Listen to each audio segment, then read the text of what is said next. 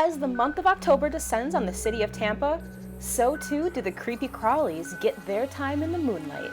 Now in its 21st year of operation, HOWL-O-SCREAM at Busch Gardens would not back down at another nightmare notch on its haunt history, even with a few new rules. Though events past included horror houses meant to tease and terrify, homegrown, eerie icons and theming that could rival Universal's Halloween Horror Nights, this year they opted for 10 themed scare zones scattered throughout the park, enhanced by the fun of nighttime coaster cruising. It was our first time to visit the haunted version of our favorite park, and I was dying to see how creepy Busch Gardens could be.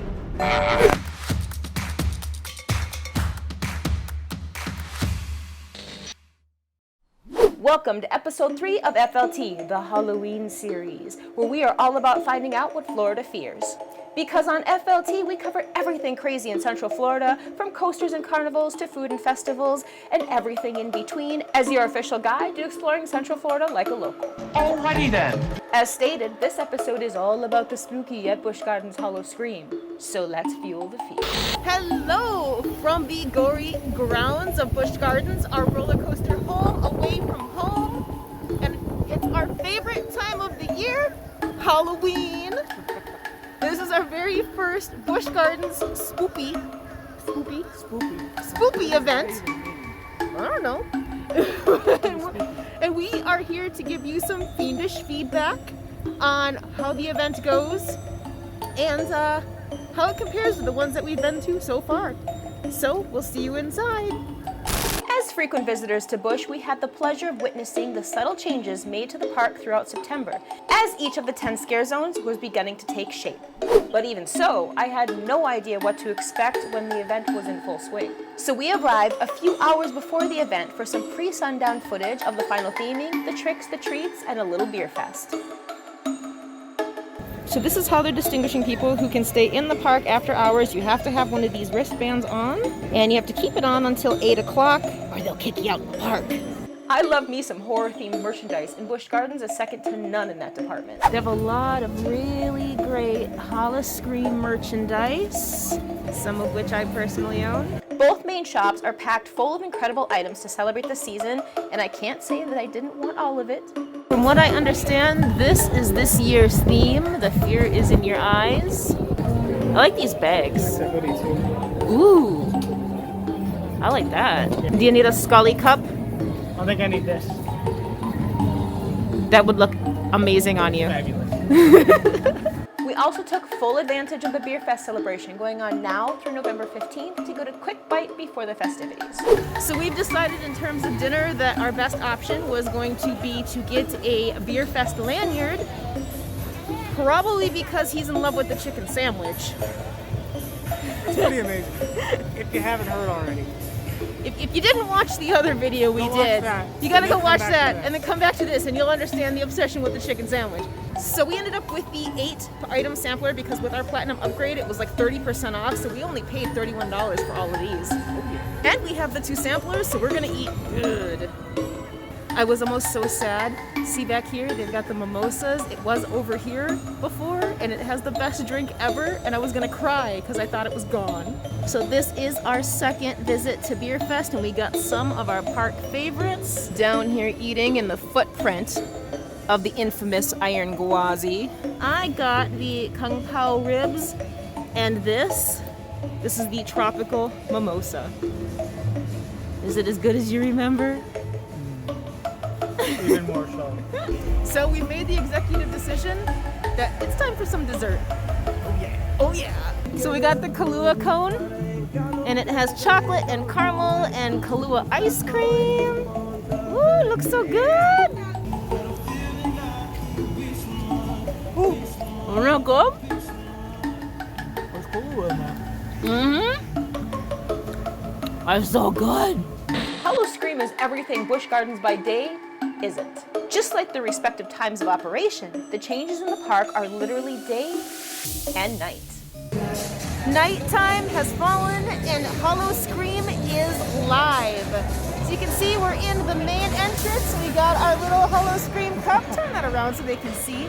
Can't tell. There you go. There we go. HOWL-O-SCREAM cup. And we're about to go experience the fear. Do this. The The park was filled with intense adult content, violence, gore, and blood. I would say it's not really an event intended for children. In fact, it is Halloween Horror Night's biggest competition.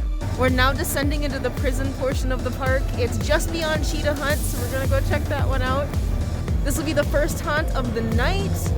Oh my god, I can hear it. It sounds crazy. Oh geez. We just need this for Andy.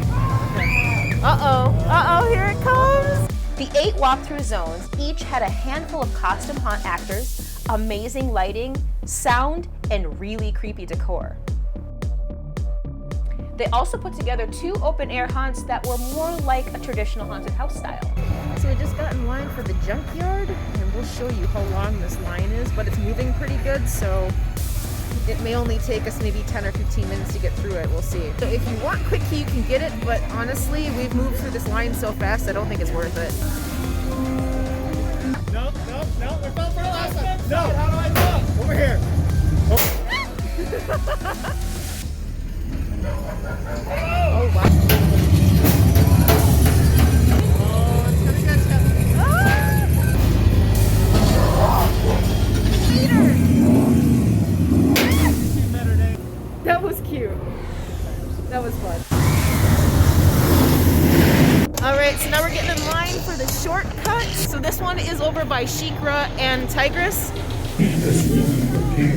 I want your soul.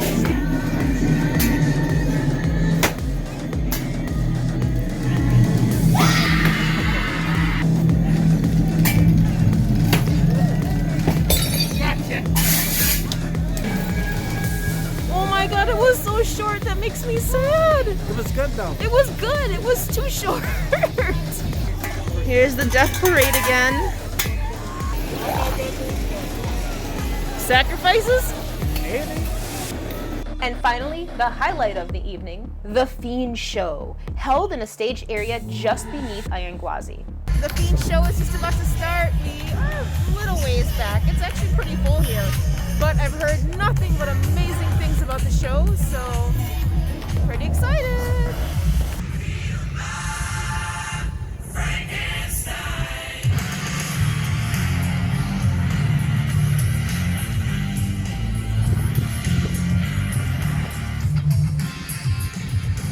The last time someone bit the head off a bat, it started a global pandemic.